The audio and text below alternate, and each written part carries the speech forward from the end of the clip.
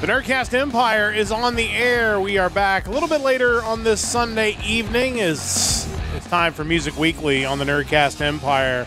I am Matt in the studio. Great to have you along with us. It is week number 32 of Music Weekly, episode 98 of the Nerdcast Empire as we close in on 100 episodes, which will be probably coming your way next week. So looking forward to that, and should be really cool to finally hit the 100 episode mark coming up next week.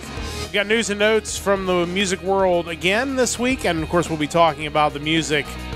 And Chris doesn't know why he's still awake, but he is awake, joining us. It's on the music of September the 6th this week on the Nerdcast Empire. And joining me in studio is Mike. Mike, how's it going? Oh, man, we're here. We're here. We are now into the month of September for the music coverage. Pretty excited about that. Yeah, a lot of music this week. A lot of classic artists and bands still around. A lot of new stuff with some older influences. So, yeah, it'll be cool to get into it. Yeah, definitely looking forward to it. It's been a busy weekend, but excited to sit down and talk a little music here on the Nerdcast Empire. We're going to talk a little news first, and news that is certainly, you know, obviously some of this news will deal with people nationwide, but obviously we're going to kind of focus on the... We got some regional news for you. Regional news. And the news, of course, one led to the other. The announcement that the Metallica is going on tour and... Continuing their tour. Yeah, continuing their tour. And that's going to continue with a trip to Sonic Temple for 2 nights, which will be coming up in May of 2025. Sonic Temple, of course, used to be Rock on the Range in Columbus, Ohio, at the historic Crew Stadium, and now it has gone into Sonic Temple. And I think maybe first after the name change, like there was a little bit of a dip in popularity, but it seems like they're kind of coming back strong now. And obviously the news that Metallica will be playing 2 of the nights of the event, and since then. Since the story that I'll post on the chat was posted, there have been other band announcements, and I know you've been kind of keeping up with that. So I guess thoughts first about Metallica, and then obviously other bands that have announced their trip to Columbus in May. Yeah, first, to your point about the name change, it seemed like the least necessary name change in concert history. I think Rock on the Range had a really good rapport with people, and just seemed like something that we had, and Sonic Temple just, I guess to some degree, felt a little less personal. Like it just feels like Sonic Temple should be a concert held in Seattle or something like that. But yeah, I mean they've been pretty big the last few years. Their website's touting 4 days and 100+ bands, so we'll see where they go from there. They have on their website they have a list of the artists and essentially little like thumbnails for each one where it says artist announcement coming soon, and they seem to be announcing kind of one a day up to this point. You mentioned Metallica is headlining 2 of the nights, Friday and Sunday. They're going to be joined on this concert by Rob Zombie, Alice in Chains, Killswitch Engage, Hollywood Undead, Trivium, and just announced today Citizen Soldier. Really stoked to see Alice in Chains and Trivium. Rob Zombie's definitely one that I will have wanted to see somewhere along the road, so why not here? But yeah, pretty excited about it. Yeah, it's definitely one of those things, if my schedule allows, I would definitely like to get up there and see maybe one night of the event.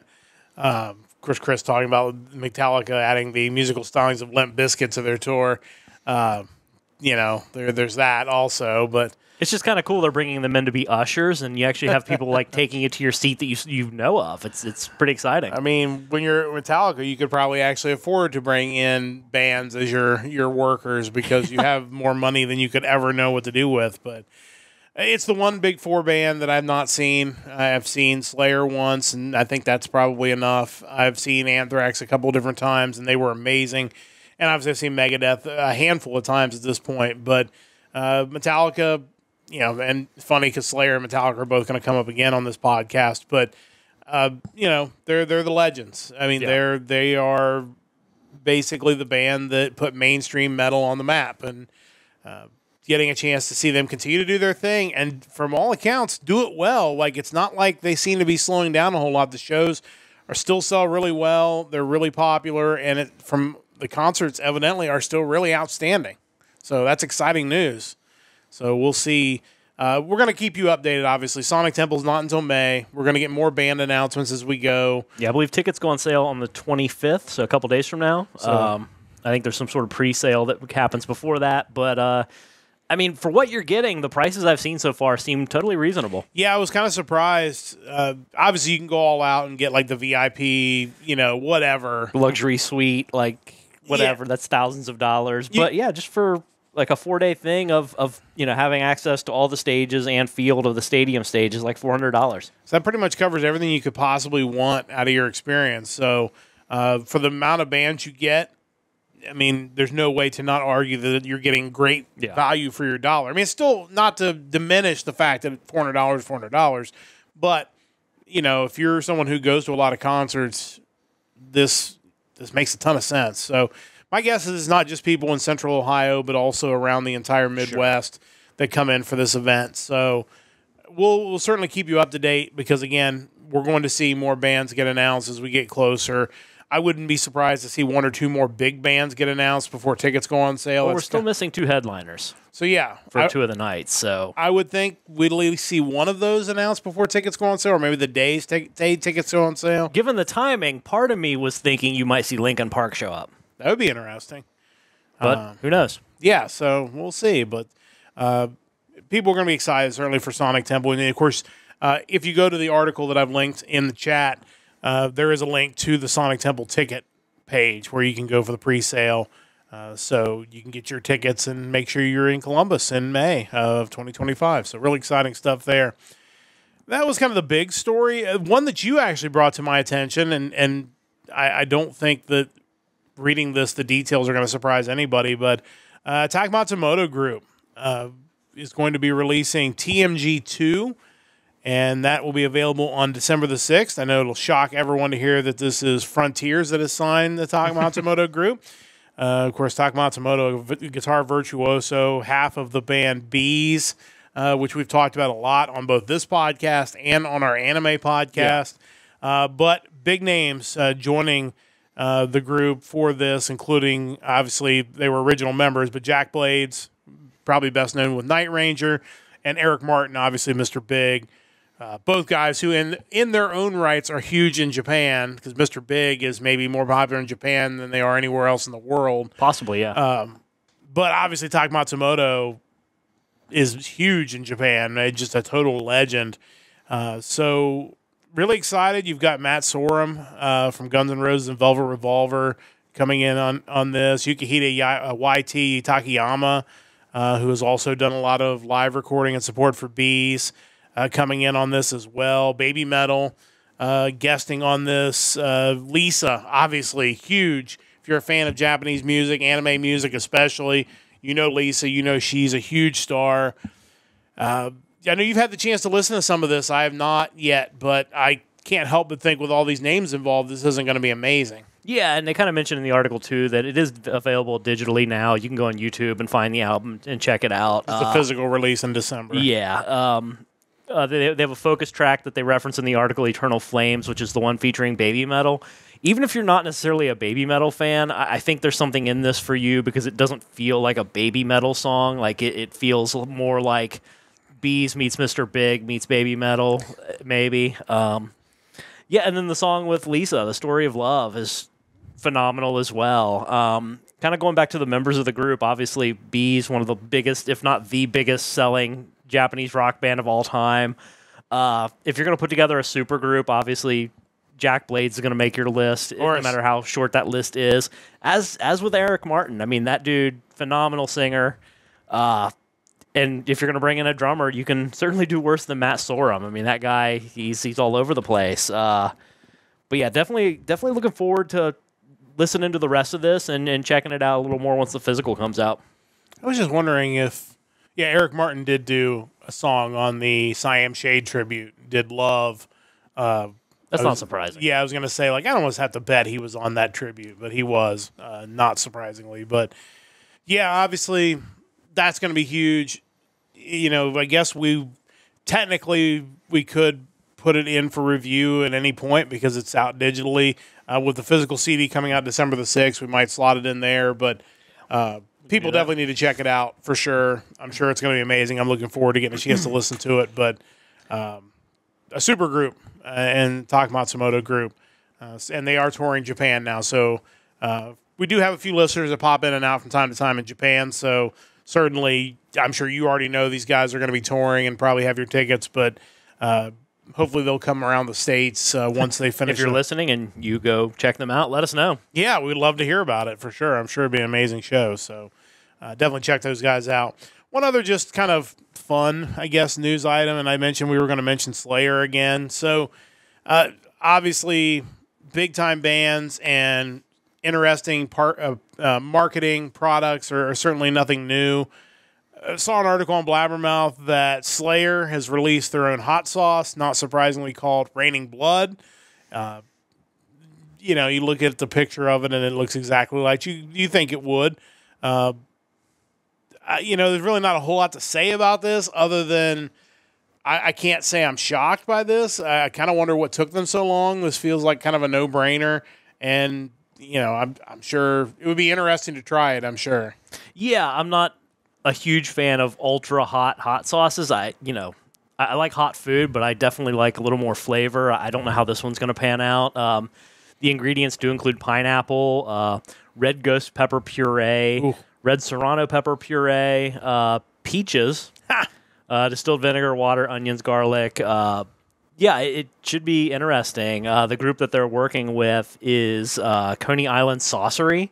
I did a little research on them, checked out their website, and they also have licensed products featuring such properties like Fallout. They have the Fallout Vault Tech Industries hot sauce, as well as several hot sauces from the Trailer Park Boys. So they're definitely getting their name out there, and we'll see what other ridiculous products we see next. Yeah, Chris is going to try it out. Mike mentioned in the Discord, and it's probably worth mentioning that it's worth mentioning here that maybe at some point we need to start gathering all of these products and do a taste testing of some of these licensed products for our podcast. That might be interesting. But yeah, the one I mentioned that I really regret not looking into sooner, a couple years ago, then WWE superstar Brock Lesnar partnered with the Bearded Butchers and had his own barbecue rub. So I thought that would have been really cool to try. Maybe I can still get a hold of it, but that's just the tip of the iceberg as far as ridiculous product options. Yeah, I do have to shout out the hottest hot sauce I ever had. I was working at a radio station in Wilmington, Ohio, that unfortunately is no longer here, but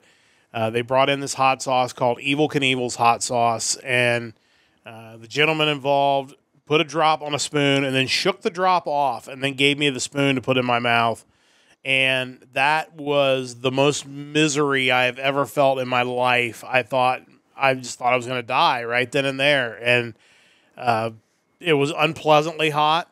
I couldn't tell you what it tasted like. I don't think it had a flavor. Like, that's when you start hearing colors. And it's just like, I don't like anything that's that hot. Like, I love hot things that have good flavors. I don't like things that are just unnecessarily hot. I don't want to put myself at risk here, what's the point? Yeah, so can't recommend that, but it was kind of a rite of passage, I guess, a hazing, if you will, for working at the radio station. And I survived and the radio station didn't, so who won, really, honestly? So that's kind of how it worked out. But yeah, so if you happen to get Slayer hot sauce and you try it out, let us know. Let us know whether it's so hot that we shouldn't eat it. Or if you have any other random, whether it's music-related, anime, wrestling, video games, any other licensed product out there that you think is worth taking a look at, let us know. Yeah, for sure. We'd definitely be interested in picking it up and trying it out and seeing how bad or good it is. So that's kind of the end of our news segment today. We're going to get into our music for September the 6th. Of course, a reminder that each and every week, Mike compiles a list of new releases in rock and metal from several different sources. He will then go through and pull a song from each of the new albums if he can find it, and then put them in a YouTube playlist. He linked the playlist already in the chat on Twitch. If you're watching on YouTube, you'll see that list pop up anytime now at the top of the screen. Then we go through and we pick the ones we like. And there were honestly a lot of good ones this week. I felt like there were 4 or 5 that I could have chosen and I would not have felt bad about it at all. It's nice when you have a week where you've got some options. A reminder that in the Twitch version of this podcast and the YouTube version of this podcast, you'll get to hear a clip from the track that we're going to play from the album.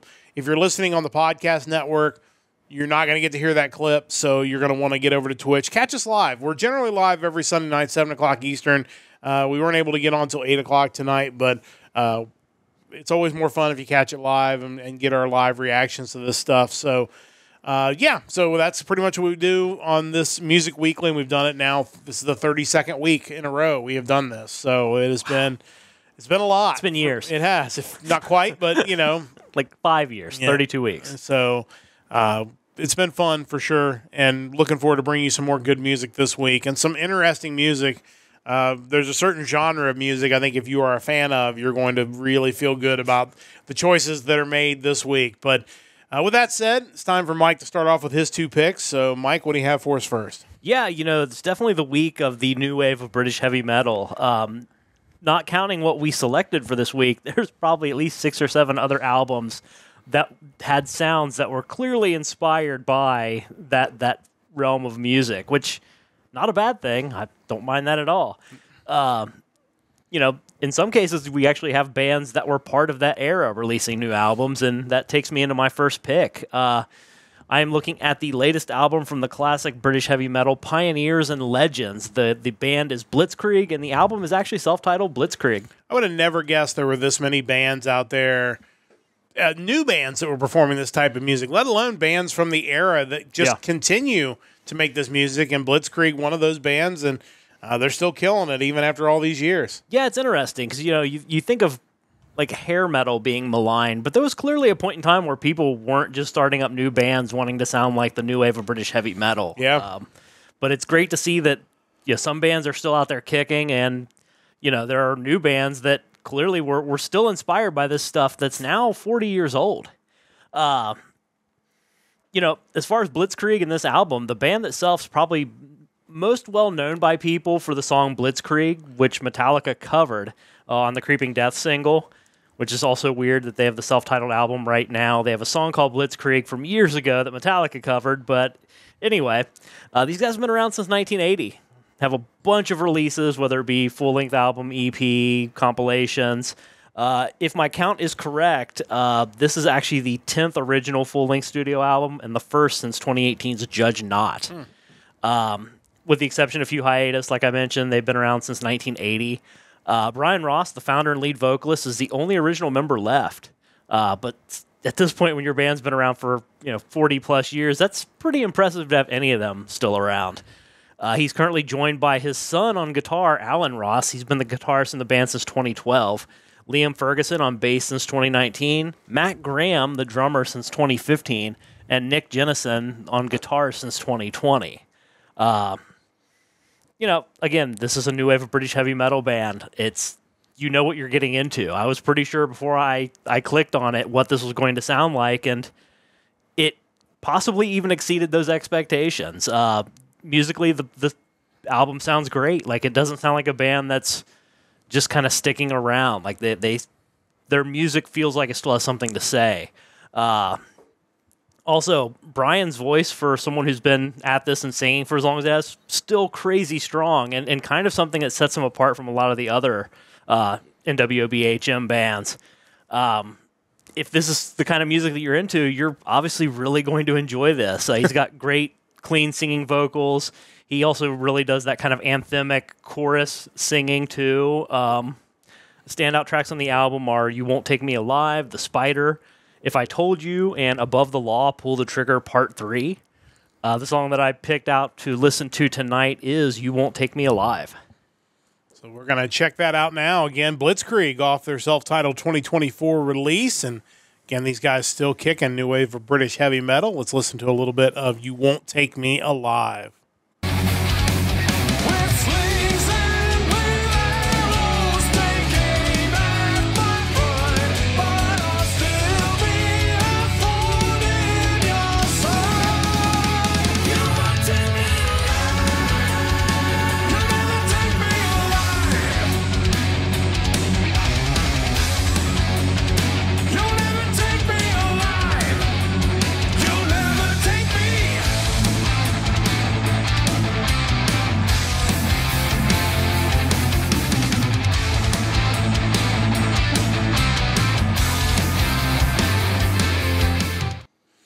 Yeah, that's exactly what I thought it would sound like, and they nailed it. I mean, first of all, I'm not sure what's going on the cover art. Some sort of like robot in a junkyard, maybe. Yeah, some sort of robot lizard of some kind. Like, and there's some old dude in the background, and these broken down cars. Like, it's kind of weird. Not gonna lie, it's cool looking. It is very cool looking. But yeah, I'm not quite sure what we're doing with that. But no, I mean, again, this is the week for new wave of British heavy metal. Evidently, they all got together and decided they were going to release stuff this week. But these guys sound great, and like you said, sound like they're one of these bands that have only been doing this for 5 or 10 years, and the fact that they don't sound dated in any way other than the music style they do is definitely from a different time. But they found a way to make it sound modern and make it sound strong, even in 2024. So, really excited to get to listen to more of this album. And if you are looking for this album, like it's not on, like there's a page called the NWOTHM Full Albums. Great YouTube Anyway. But it is the only place where we found like the full streaming album. So you may just have to pick this one up, which, if you're a fan of this type of music, you might have already done that. Now, they do have a Bandcamp also that you can get a hold of the CD and digital album, the record plus the digital album. Really cool green vinyl, too, and a red one. Nice. But yeah, definitely worth supporting. I mean, these guys are still killing it. Yeah, it's great to see. So check out Blitzkrieg, their self-titled album, Mike's first pick of this week. As always, you have 2 picks, and we're staying international for pick number 2. What do you got for us? Yeah, absolutely. So for my pick number 2, kind of a similar sound here. It is the first full-length album from the band. They are a metal band from Greece playing kind of new wave of British heavy metal inspired metal.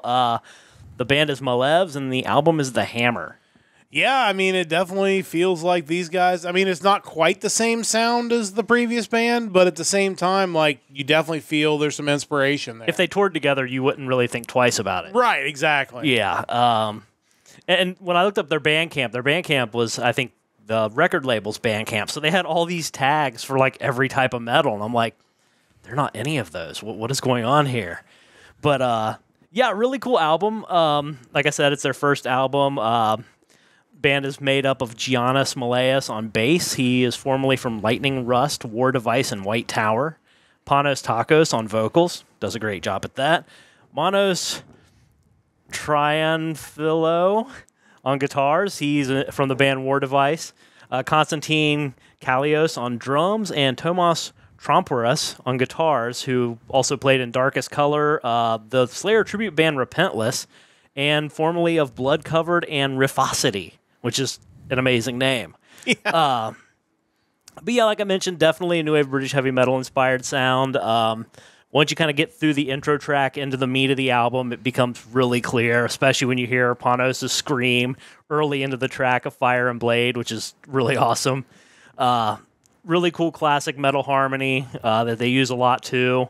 It's kind of interesting when you compare these two bands because, you know, one of the reviews I saw for this album was kind of talking about how it does what it does, you know, but if you're not into this, like the singing or just new wave of British heavy metal, you might think of it being kind of dated or just not original. But it's like, if Blitzkrieg released this same album, you would be like, man, these guys still got it. They're still really, really killing it right now. They're so full of energy. And it's just, you know, at the end of the day, both are really awesome. So, you know, you don't have to go out there and redefine the genre or reinvent the wheel. Sometimes if you set out, there's a sound you want to accomplish and you do it, I have no problem with that. Yeah.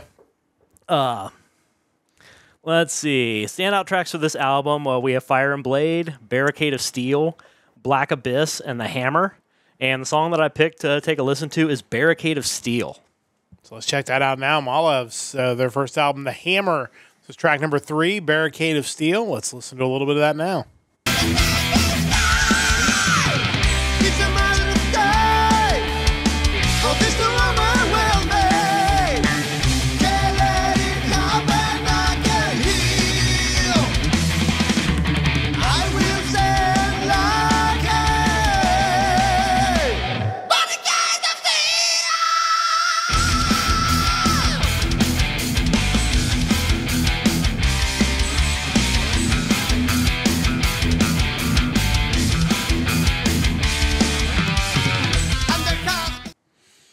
But yeah, I mean, like you said, I mean, it's not exactly the same thing as Blitzkrieg, but it's definitely running down the same tracks. Like, they're definitely paralleling each other.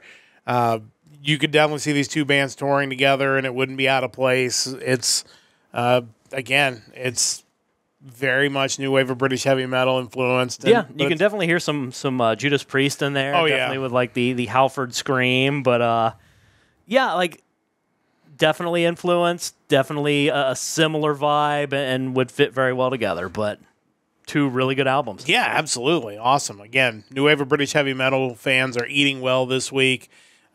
Both of Mike's picks and one of my picks going to fall into that category. So really great stuff. Again, check out Mallevs and The Hammer. I have two picks as well. We're going to get to my new wave of British heavy metal pick in a moment. We're going to start with something that's a little more kind of up my alley for what I normally pick. And although this is a band with definitely an interesting name, which makes a little more sense when you understand where at least some of it came from. But this is an interesting group. This is a band that is labeled themselves neoclassical power metal from Warsaw, Poland. This is Boguslaw, Balcerak's Crylord, and the album is Endless Life. It's very AOR-ish. Like, I understand. I don't know what neoclassical power metal really like means exactly. It means Yngwie Malmsteen. Yes, that's true. He is neoclassical. And that makes sense when you hear the story. Of course, these guys formed in 2009. This is their fifth full-length album. Their third straight year they've released an album.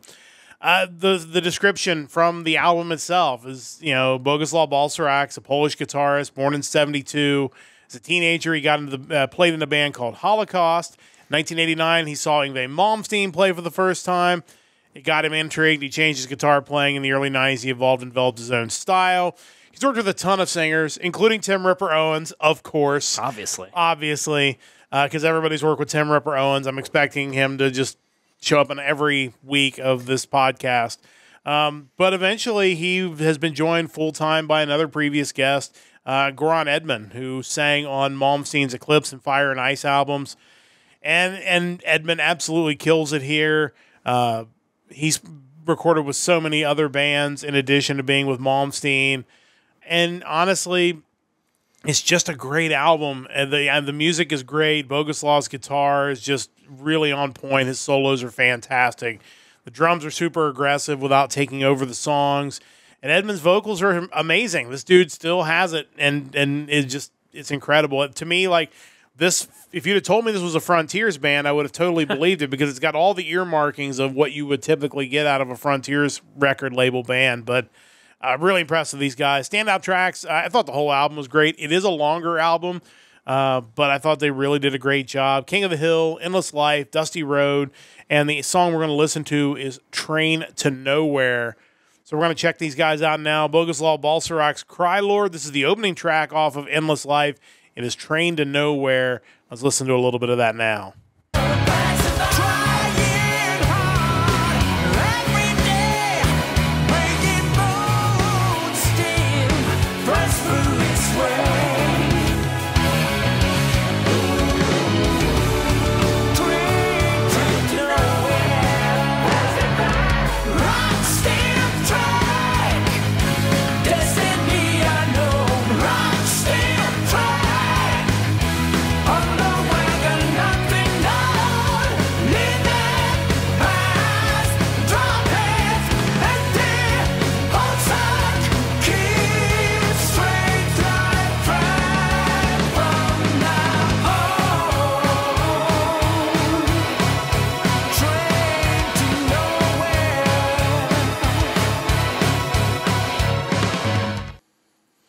Yeah, I mean, again, sometimes I listen to an album and listen to one track and think this album's going to be exactly what I like in new music, and that pretty much described it. There is the AOR sound. There is the power metal sound. I definitely heard some, whether it was the harmonies or some of the vocals, but there was definitely a feeling of like arena rock of the 80s there. I mean, it's a lot of the stuff that I like, and that's why this album was kind of a no-brainer pick for me. Yeah, not going to argue about the neoclassical influence, but it didn't feel dominated by it, where that was all it was, just constant, endless noodling on the guitar. Like that wasn't really it at all. It was a very full sound. Like there's so much meat in every song, and I really enjoyed that. One part of one song that really stuck out to me was like the riff at the beginning of Troublemaker. I thought that was just heavier than a lot of the stuff, kind of crunchier. Again, not so much neoclassical, more just kind of straight up metal, but yeah, really good stuff. Yeah, really enjoyed these guys. Definitely check out Boguslaw Balcerak's Crylord. Like I said, I'm really excited to. This is one of those albums on the list that I've already listened to through twice. It's like I need to probably just go ahead and buy this album. These guys are awesome. Definitely looking forward to hearing more from them.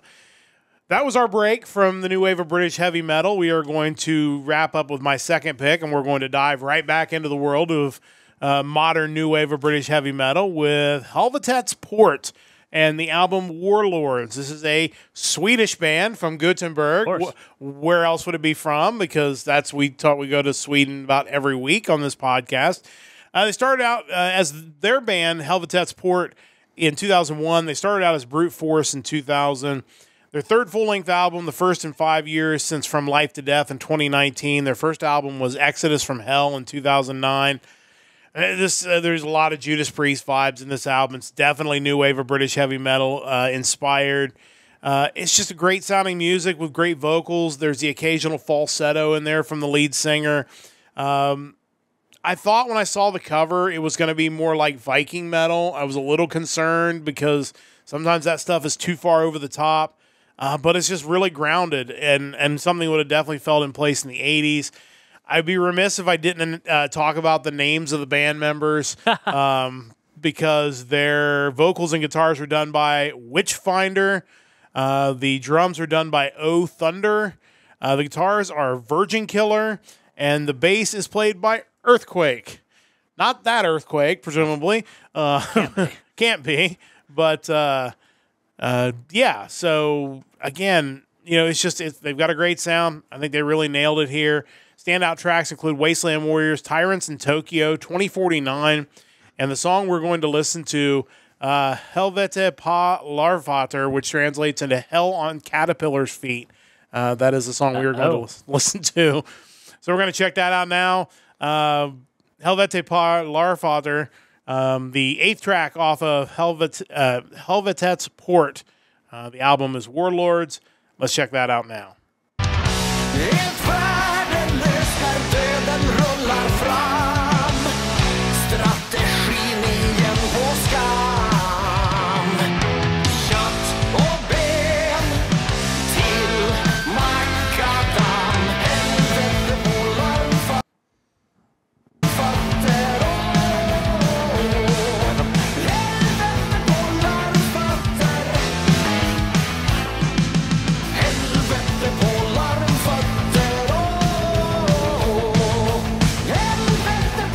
fötter.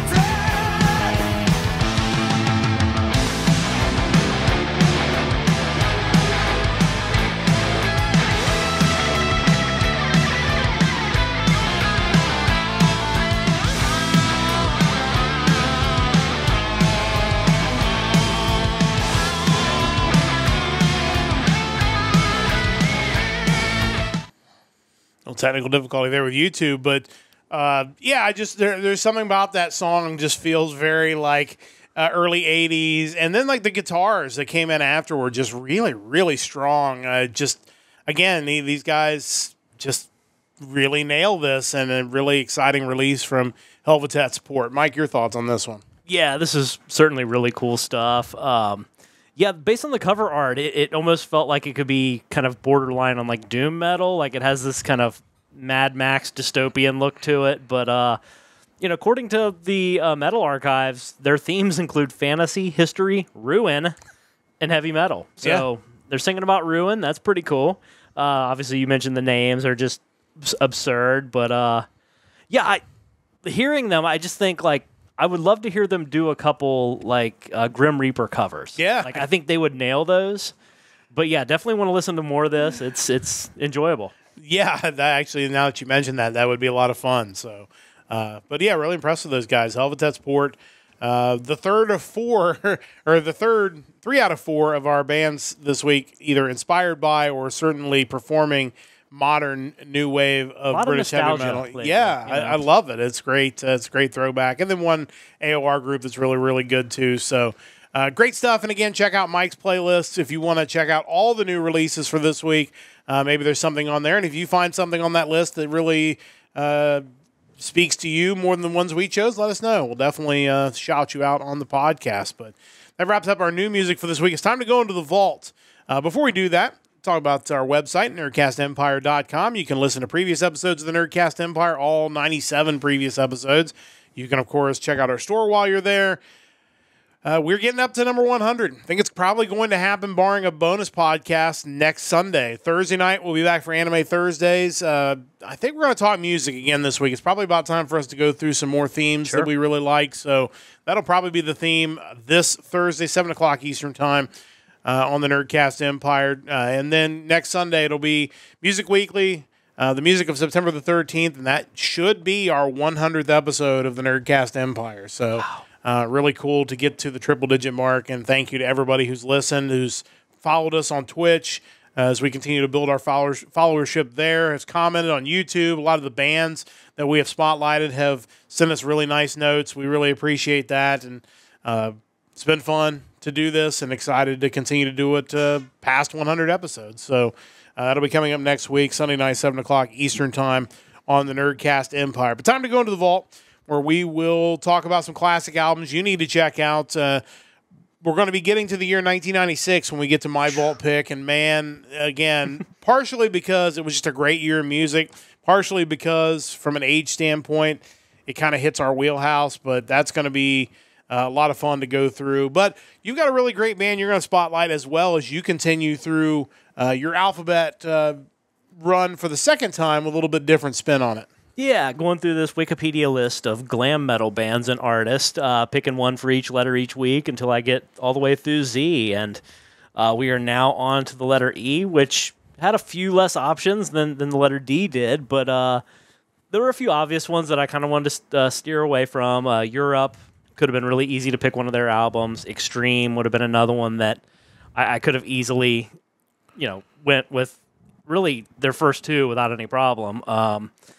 Even like Enough's Enough, I feel like they were a little more obvious, so I kind of marked them off the list. There were a couple that I considered going with, and I may still revisit in the future. We have EZO, classic Japanese hair band, and Every Mother's Nightmare, who had a hit song as well. But ultimately, the band I ended up going with, and I went with their debut album from 1990. The band is Electric Boys, and the album title is Funko Metal Carpet Ride. And these guys are still around. Again, This is another week where you picked band that are still very much active in the music scene. Yeah, I was pretty excited to see that, as always. Lineup for the band at this time when the album was released, we have Connie Bloom on lead vocals, guitar, and sitar. Andy Crystal on bass guitar and backing vocals, Nicholas Segaval on drums, and Franco Santunione on guitar and backing vocals. Evidently, this album originally came out in Europe in 1989, where it got some traction, had some hits. Hit single, All Lips and Hips, which is super catchy. Really got popular in Britain, and ultimately the album was brought over to the United States. When it was, 5 new tracks were added, produced by Bob Rock. So, of course, you figure if Bob Rock's getting involved, you must have something good on your hands, because that was kind of his thing at that point. So, the American release came out in 1990. All Lips and Hips was a top 20 single, did really well on MTV, not surprisingly, and I imagine is to this day probably still really popular at strip clubs, just because of the song. But yeah, from there they had a second album and a U.S. tour with Mr. Big. A couple of the members of the band left after that. They released a third album in 1994 where they kind of went with a heavier sound, as a lot of these bands did by 1994. They even got to open for Metallica in their native Sweden at that point. The band disbanded in 1994, would reunite in 2009, and continue to this day. They originally got back with all the original members. They've since... The two that had previously left, Santunione and Segaval, left again like in 2020 and 2023. But clearly, they're still alive and kicking, so to speak. the album definitely shows like a funk metal sound that I think would go really well with bands like Extreme, Faith No More, and even Aerosmith. Like they definitely have this kind of bluesy funk thing going on. The song All Lips and Hips is as sleazy as it is. It's also really super catchy and kind of has more of an AOR feel at times. The band has great harmony on display in songs like Psychedelic Eyes and If I Had a Car. This one, I knew All Lips and Hips from like satellite radio. I knew nothing else about this band going into it, but ended up really enjoying the album. I would definitely count it as kind of a hidden gem nowadays since, really you never hear any songs from this album but that one hit. Standout tracks include Psychedelic Eyes, All Lips and Hips, If I Had a Car, Captain of My Soul, Cheek to Cheek, and Into the Woods. But yeah, I can't recommend this enough. If you're kind of itching for that kind of bluesy rock, late 80s sound, check these guys out. Yeah, definitely have to check that out because that's kind of the type of music I really enjoy. A lot of blues rock is something that's always spoke to me. I think it's interesting that Connie Bloom had a solo album in 2020 called Game, Set, Bloom. That's amazing. So I don't know if he's a tennis guy, but he should be. Interesting there. But yeah, I mean, obviously I know their hit song. Heard it a lot on and that song starts with a sitar like at the beginning of it, which is just he plays kind of crazy. Connie Bloom plays the sitar, so that's really cool. But again, great variety in these guys. A group that again probably misfortune of timing when they became a hit group because they were. By 94, they released the album where they kind of tried to go a little bit harder. Didn't really work out, and then they didn't have another album until 2011 when they came out with "And Them Boys Done Swang." Not even sure what that means, but I kind of want to hear it because I get the feeling just based on their background musically, like it could be pretty wild. Yeah, I think so. But yeah, really cool stuff. I definitely want to check this album out from the Electric Boys. Again, always a big fan of funk rock. It's kind of hard to change your sound and try to go for something heavier when your name is Electric Boys. Like that just doesn't inspire like a band's heavy. Like we go see Slayer with Electric Boys. Yeah, definitely not. But maybe as a classic act now, maybe they can absolutely continue to get it done, which they clearly are. So great stuff there. It's time to go to 1996. Again, I was getting ready to enter my senior year of high school in 1996. You were getting ready to enter as a freshman. So again, as we've talked about the last couple weeks on this podcast, this music is almost personal to a different level than some of the stuff. We went all the way back to 1969, which obviously predated both of us, but a lot of really important music in this. Music. Yes. A lot of really important stuff came out in the late 60s, early 70s that eventually would kind of influence our rock fandom. But we're really in kind of the heart of it now. So there's a lot of albums in 96 that kind of get the honorable mention tag, and then we'll talk about the two that I spotlighted, which obviously if you see the rundown on Twitch, you already kind of know what we're doing here. But let's run down some of the honorable mentions. Hey Man is the fourth studio album from Mr. Big, which we were already talking about them. It was their last one with Paul Gilbert until 2011's What If, so always worth checking those guys out. They're a group that I've listened to some, and I probably need to listen to more because everything I've listened to from them I really like. Yeah. So good stuff there. The Time of the Oath, the seventh studio album from German power metal band Helloween. I know you're the Helloween expert. Just quick thoughts on Time of the Oath. Yeah, this was actually one of the earlier albums of theirs that I discovered when I was kind of in my music sailing days back in the late 90s, early 2000s. But yeah, tremendous album. I went back and listened to it just the other day, and I forgot just how good it was. Tracks like We Burn, Steel Tormentor, Wake Up the Mountain, Power, Forever and One. Just really heavy power metal with some slower stuff thrown in. Andy Darris's vocals are tremendous on this. Check it out. It's great. It's funny. It's 61 minutes without bonus tracks, 91 minutes with bonus tracks. So you probably want to get the bonus tracks. Oh, sure. For sure. Good deal. Episode, the fifth studio album by Stradivarius. Always worth mentioning Stradivarius. Yeah. It's the first one to feature Jens Johansson and Jorg Michael, who was part of their kind of core lineup that really kind of led to them. Jens Johansson's been around, man. That guy, he's a big deal. Yeah, so definitely worth checking that out. I have to. It's always funny when there's like non-rock stuff that comes up. Mark Morrison's album "Return of the Mac" came up, and that is one of my favorite hip hop songs of the late '90s. Northern Kentucky used to have a live in-house DJ for their basketball games, and every so often he would play "Return of the Mac." I was like, "Yeah, that's my era now." Love that song. Don't really know much about the rest of the album, but that is definitely a classic worth checking out. Style, the fifth studio album from Lunacy in Japan, released on April 1996.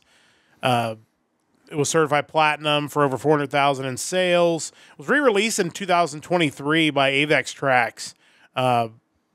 It was their first #1 on the Oricon albums chart and charted for 21 weeks. So that band was really coming into its own in the late 90s. Duncan Sheik, the self-titled debut from Duncan Sheik. Really best known for Barely Breathing, which still shows up on pop radio nowadays. It's not the greatest album in the world, but that song is really catchy, so had to throw that one in there. High Low, the debut studio album from Nada Surf, which of course included Popular, which is such a weird song. I appreciate that song so much more now than I did when it came out. 100%. Like, I thought it was so stupid back then. And I think it might still be, but it's brilliantly stupid. Yeah. Like, there's just something about that song that is... There was a lot of weird songs being released in 1996, and I don't know if I really enjoyed them the way I should have then, but listening to them now, I'm like, hey, that's that. I remember that. We're going to get to another one here shortly that's one of my favorites from that generation, but definitely check out Rick Ocasek from The Cars was the producer on that album, by the way, so I don't think they ever really did anything else, but the next album is another one, Rocket, the album from the Primitive Radio Gods, released in 1996, which of course included the hit Standing Outside of a Broken Phone Booth with Money in My Hand. Again, it's a weird song. I don't know how it even became a hit, but I love that song, and it's just, every so often it shows up on my YouTube, and I always watch it. Yeah, again, another one that I thought, this is the dumbest thing I've ever heard in my life, but if it ever pops up on satellite radio, I listen to it and sing along, so I don't know.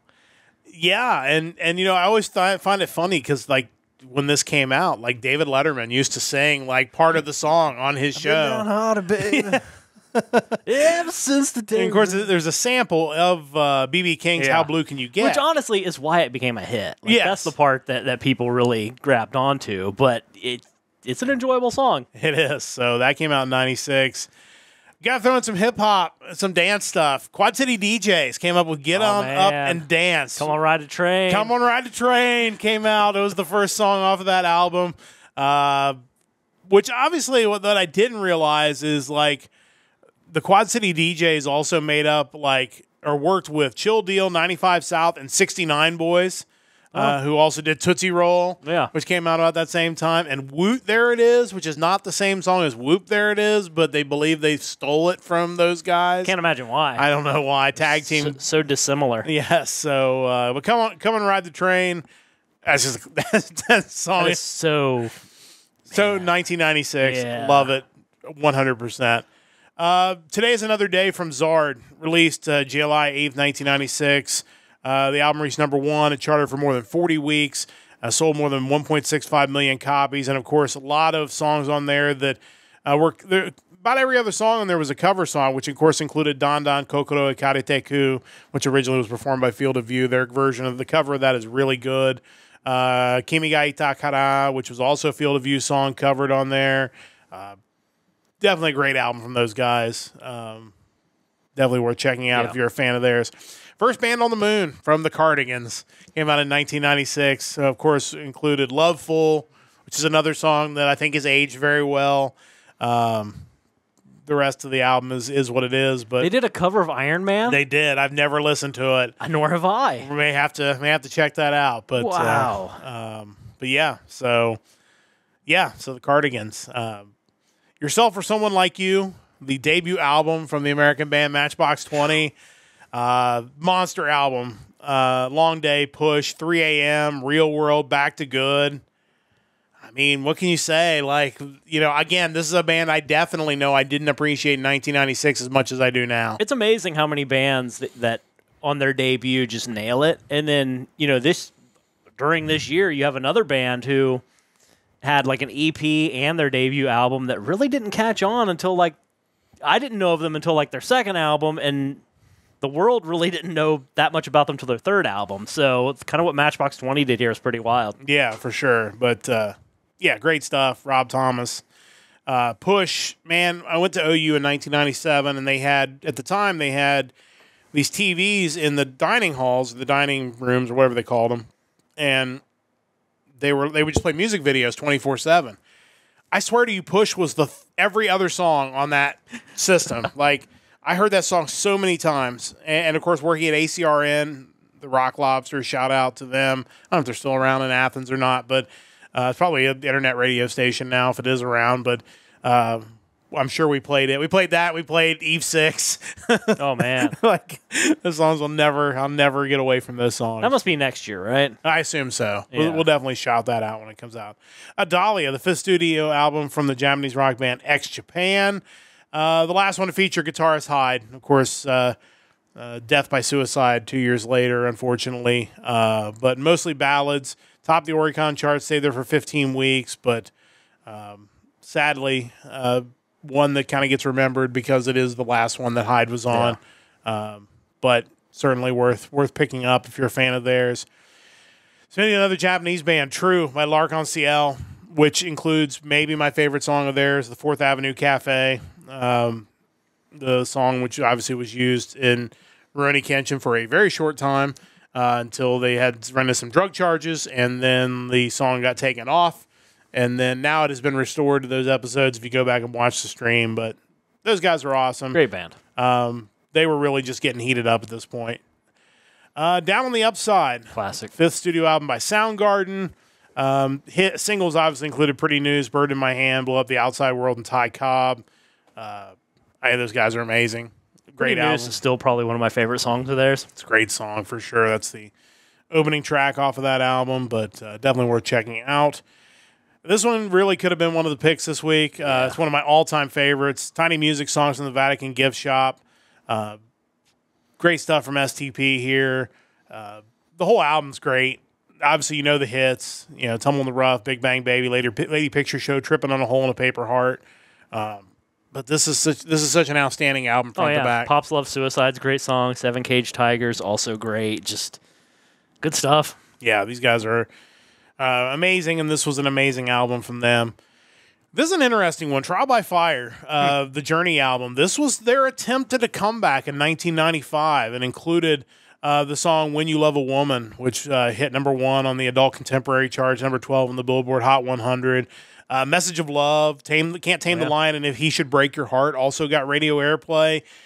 This was their kind of attempt to mend fences with Steve Perry and basically start forward with Journey once again in 1995, and then for whatever reason, it just didn't work out, and they kind of went their separate ways out of this, which is really kind of sad, but it's a good album. It's kind of a shame that this was it, really, for Journey as we know it, but definitely underrated because I feel like people didn't really listen to it. Because I think the greater population didn't really appreciate Journey for another probably 10 years before or after this. Yeah, sadly. AllMusic didn't give it a very good score, but it's much better than people think. Beck's Odelay came out in 1996. Obviously, Where It's At, Devil's Haircut, probably the two biggest songs off of that album. New Pollution. Again, I wasn't always the biggest Beck fan necessarily, but I do kind of appreciate those songs more now than maybe then. There were just a lot of guys doing a lot of different kind of music back then, and he had more hits than most. Yeah, that's exactly right. Sublime, the self-titled 3rd studio album from the band Sublime, which, of course, you know, the first track, the first single was What I Got, but it was the second single, Santeria, which was really the standout track, maybe for these guys ever, in my opinion. I wasn't a huge fan of the band overall, but Santeria is still one. If I hear it come on the radio, I will stop and sing along with it. Bringing Down the Horse, the 2nd studio album by the Wallflowers, which included 6th Avenue Heartache, One Headlight, The Difference. That's a band I kind of wish there would have been more from.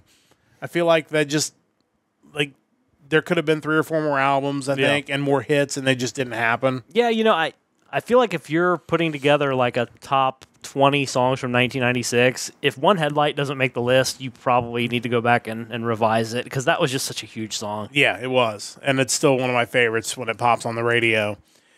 Electric Larryland, the seventh studio album from the American rock band Butthole Surfers. Best known, of course, on this album for what I think is probably their best song, Pepper.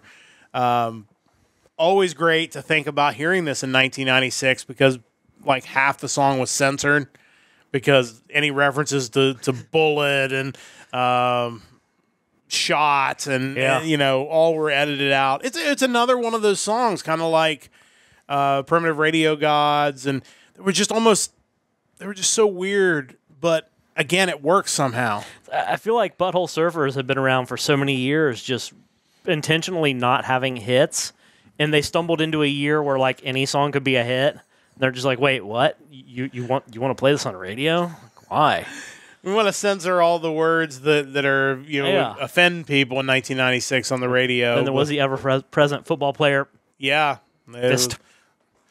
Yeah. Again, you can probably say less words now than you could say back then. Maybe, I don't know. Don't want to get banned on Twitch for reciting the lyrics to Pepper, but worth checking out. It's definitely a time capsule song to me.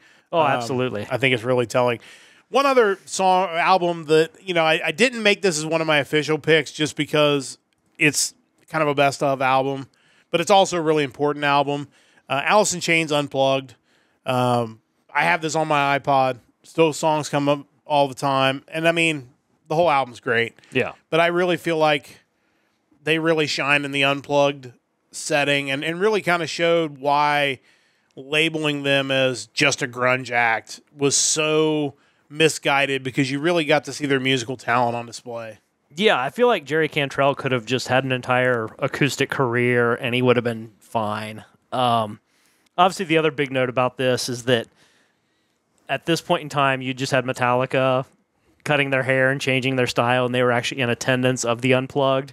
And the bassist Mike Inez wrote on his bass during the show, like, "Friends don't let friends get friends haircuts." Yeah. Just kind of a classic moment in music history, I suppose. Very telling because we're going to get to Metallica here right now. We get to one of my first two picks of this. And the reason I picked this album, obviously there are huge hits off of this album, and I had a chance to re-listen to it today, and obviously the whole album is great. But the notion that they sold out with Load and Reload, and then Load is the one we're talking about for 1996, Reload would come out in 1997, this is probably when I seriously got into Metallica. I was one of those people that, I mean, I liked a lot of their old stuff, but like as far as like really giving this band like my full attention, Load was probably the first one because the songs were everywhere. They were on the radio. You couldn't escape them. And it wasn't just EBN playing them. I mean, you heard them everywhere. Yeah. And obviously the hits, Until It Sleeps, Hero of the Day, King Nothing, Mama Said, like, it's the whole album is great. But again, I mean, when you listen to it, and I listened to it today, kind of thinking about the whole thoughts of them selling out and that polished nature. And it's indisputable that when you listen to this, you just think this is a professional album. Yeah. It's very clean. It's very polished. It's exactly what they wanted it to be. And to some hardcore fans, that was completely unacceptable. Someone like me that maybe isn't into like the hardest of hardcore metal, it was spoke to me. And I'm sure there are, and I know there are millions of people like me that starting with Load really like, hey, I like this band. I want to see this band live. And these two albums, Load and Reload, are very controversial, even to this day. Obviously, they did the album with the orchestra as well, S&M, that certainly was controversial. But I had to pick it because this is probably one of the albums that made me a Metallica fan. Yeah, my fandom of Metallica was kind of subject to just the time in which I was listening to more music. It just so happened it was around that time. So, like, I was aware of the Black Album, and kind of from there, I listened to Injustice for All and then Kill 'Em All. But this was all within that same time when Load came out. So did I think Load was as good as the Black Album or Injustice for All or Master of Puppets? Ultimately, no, but it was my Metallica. It was the Metallica that was around when I was there. So I certainly enjoyed it. You know, some of their videos on MTV also played a part in kind of building your fandom. Hero of the Day is a tremendous music video. Absolutely. Just so cool. You know, it's funny because you think about them kind of adopting what could be a more commercially viable style. They really did that with the Black Album. Yeah. So it's kind of interesting that on the heels of that, they were like, okay, let's turn the knob even farther now. Like, let's distance ourselves even more from thrash metal and basically just become a hard rock band, because that's what Load and Reload are. And I'm fine with that. I think that's totally reasonable. I think what's stranger to me were like the visual differences. Like, I don't care that they cut their hair, but it wasn't just that. They did everything they could to not look like a metal band. Yeah. Like, even as far as their clothing, you think of like the Until It Sleeps music video where they're like kind of glammed out. It's just such a departure from, you know, denim and leather, basically. And then like the album artwork, you went from just kind of these hand-drawn, like just stylized album artworks, and even like the Black Album with just a little, you know, snake on the bottom right, to this like weird artsy, like, what was it, like blood and like horse semen or something that they used on it. Something really weird. It's like you could have just changed your sound and not done all of those other things. That would have been totally reasonable. And I don't know whose decision that was, where they were just like, we're gonna go 180 in every facet of our existence as a band. It was just always kind of an odd decision to me, but I love Load. I love Reload. I think that they still sound really good today as hard rock albums. Not even just the hits. I mean, like, I'll listen to 2x4, The House that Jack Built, or Wasting My Hate's a tremendous song. Thorn Within, just really great album. It is. I mean, you know, and it almost felt like a focus group sat them down, like, and they were like, we want to be mainstream. How do we do that? And then they just did everything that the focus group told them to do. And have you considered dressing like REM? No, but okay. Let's do it. I'm on board. So that's why I picked it. Like I said, to me, it was the era where I got into Metallica, and because of that, these albums resonate with me, even though I do love the old stuff. I don't have memories of when Injustice for All came out and me listening to it. Right. I think, and to your point earlier about just kind of this time period being so important, because these were like formative years in our development as humans. Like, those songs are always going to have a special place because they aged with you. Yeah. Yeah, no doubt. I think that's what these years of the podcast, when we're going through this era of the vault, absolutely feel like. Which takes me to my second pick. It's an artist that I knew I was going to pick something, and I may even pick another one before we're done, because this is really where I thought he kind of started hitting his stride. It's Weird Al, and the album is Bad Hair Day, released March 12, 1996. This was really where I started getting into his parodies, and where I really think his parodies kind of went to another level. Obviously, Amish Paradise, which was on this album, was a huge hit in and of its own right. Little controversy over it, almost, I think, made it a bigger deal than what it was. The controversy evidently blew over, obviously, and it felt like a wrestling feud. Yeah, like, is this really real? Like, is Coolio really mad about this? But the cover song got me to listen to the actual song, and I love the actual song. Was all over the place too. I mean, was it Dangerous Minds? Is that the movie? Yeah. Like Michelle Pfeiffer in the music video, just classic. Yeah, no question. But that was great. Everything You Know Is Wrong, the style parody of They Might Be Giants, Cavity Search, which is based on Hold Me, Thrill Me, Kiss Me, Kill Me by U2, Calling In Sick, which is just a grunge parody. The Alternative Polka is really good. Since You've Been Gone, which is just an a cappella song. Gump, obviously the parody of Lump from President of the United States of America, we talked about last week. Just a great cover. I'm So Sick of You is an Elvis Costello style parody. Syndicated Incorporated, which is based on Misery by Soul Asylum. They hit Soul Asylum pretty heavy on this album. For sure. And I remember Larry, I always enjoyed that song. Listening to it again yesterday, it's like I just forgot how heavy and dark that song is. Like, Yeah. That's, there's definitely some themes there that I think could speak to people in 2024 about, people getting revenge on other people and why you got to be careful how far you push somebody because they might push back. And didn't he like stick him in a bag and like beat him and leave him out in the forest or something like that? Yeah, and Larry would agree. It was a pretty good gag. Is how it ended. So, Phony Calls, the cover of Waterfalls by TLC. And then The Night That Santa Went Crazy, which is just a great original song.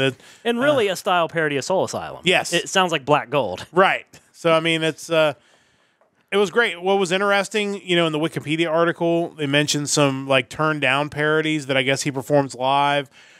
He wanted to turn The Offspring's Come Out and Play into a song called Laundry Day. That didn't work out, evidently. He did at one time perform it in concert. Obviously, he later did get permission to do Pretty Fly for a Rabbi on Running with Scissors, which we'll talk about when we get to 1999. Wanted to parody the Beatles' Free as a Bird, titled Gee, I'm a Nerd. Paul McCartney was on board, but since it was a John Lennon song, he had to get permission from Yoko Ono, who denied it. Ouch. Can you imagine like Weird Al getting to possibly even like collaborate with Paul McCartney on that? That would have been amazing. Yes. He was going to do a parody of the Rembrandt's I'll Be There For You, which would be a spoof called Green Eggs and Ham, where he would just recite lines from Dr. Seuss's book. U2 approved it, but he couldn't get permission from the Dr. Seuss estate to do it. Okay, so that was U2's Numb. The way they wrote that sentence was confusing.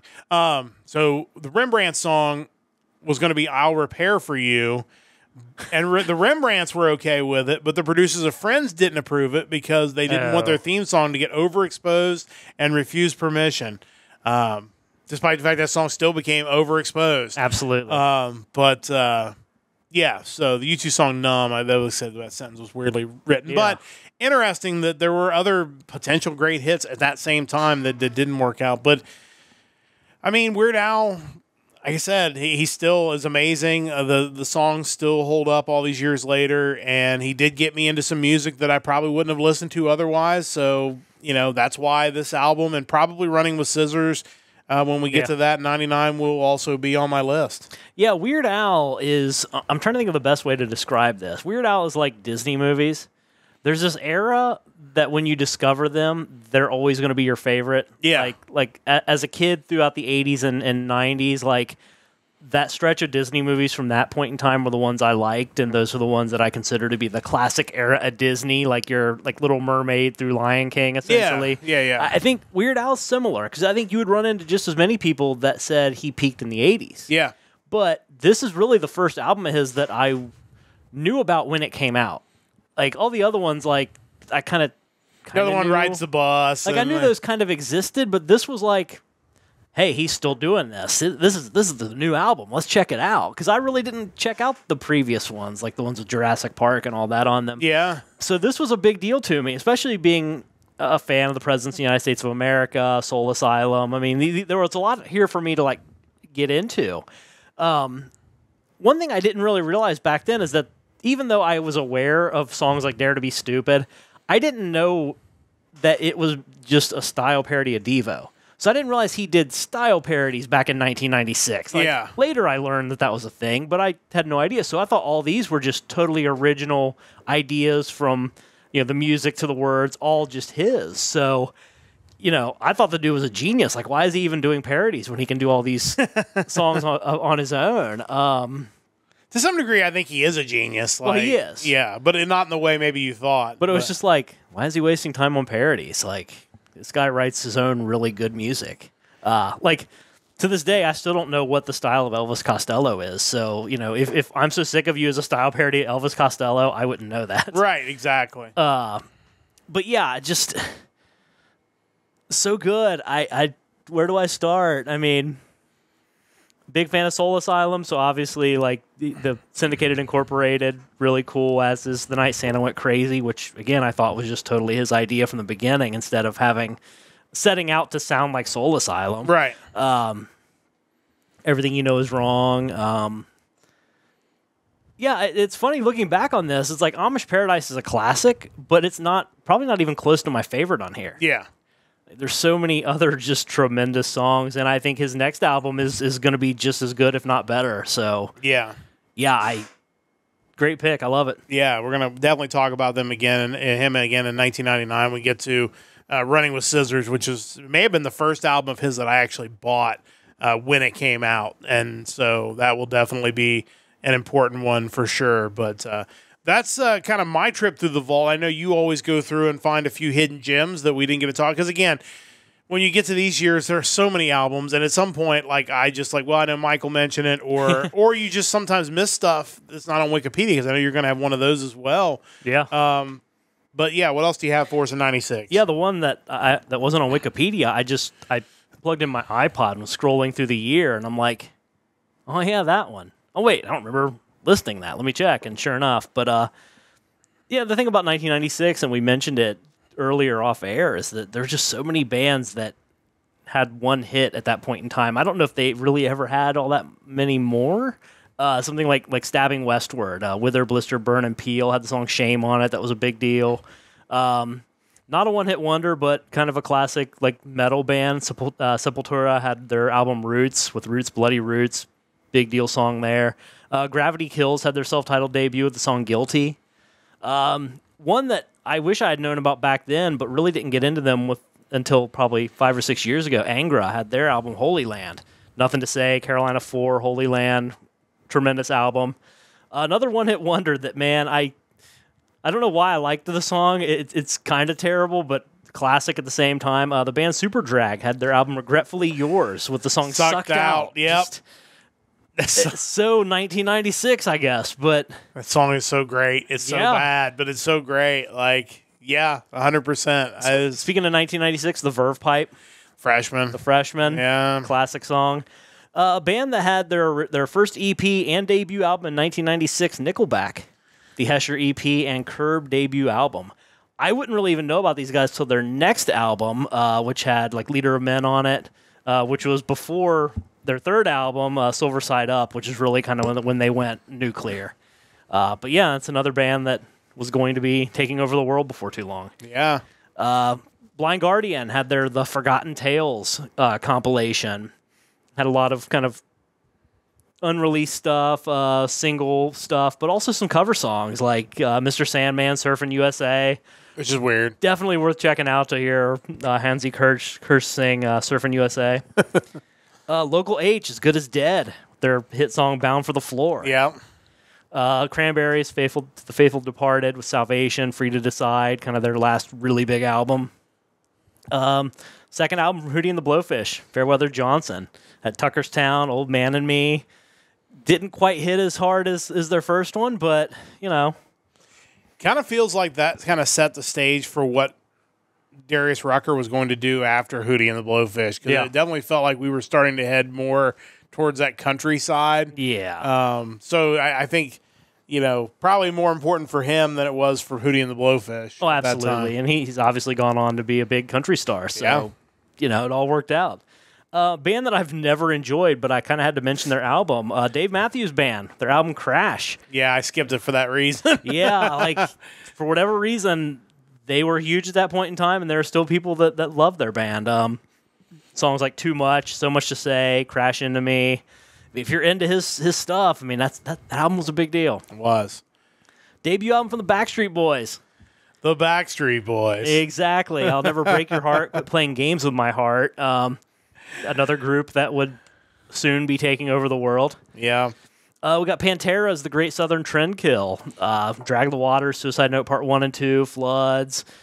You know, we're kind of nearing the end. We got Reinventing the Steel is going to happen in a couple of years, and then that's it for them.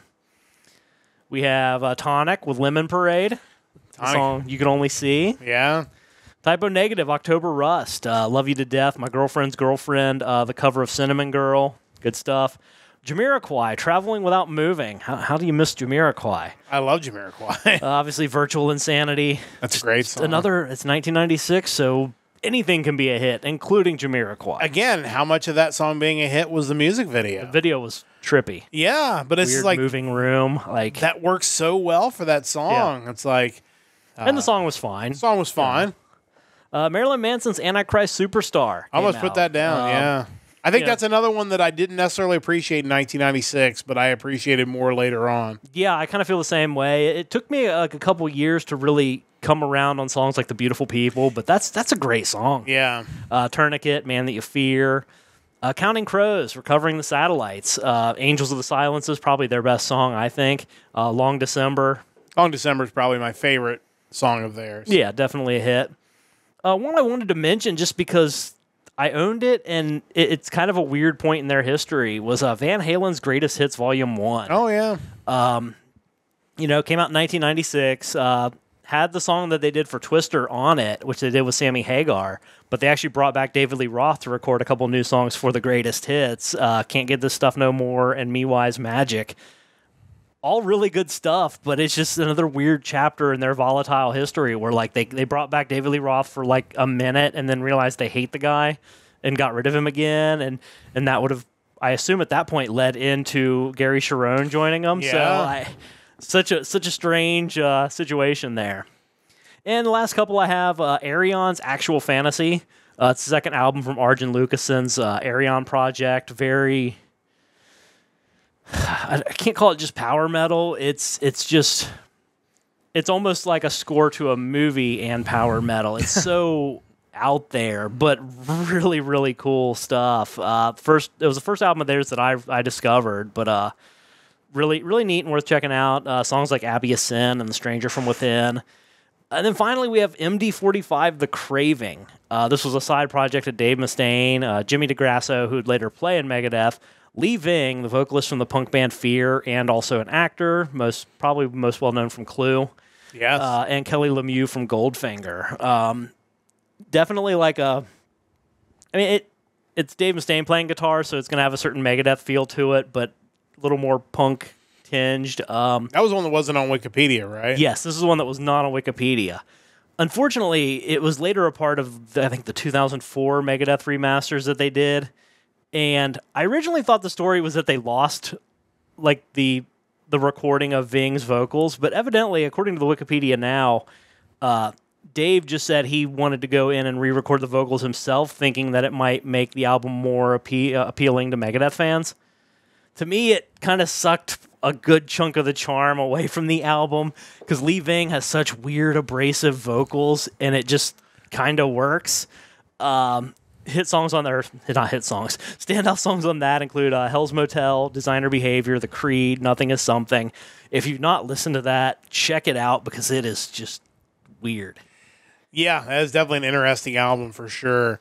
It does bring up one last question. Where does Clue rank on the all-time greatest comedy movies? It's pretty high. It's just so well done. Like, the writing is just... And obviously there's different kinds of comedy movies. Like, that one is so, like, comedic timing, slapstick, just the way it's done. I mean, it's not like Dumb and Dumber. It's not like something that's just so over-the-top dumb that it's funny. It's almost a smart comedy. Yeah. Like, it's just...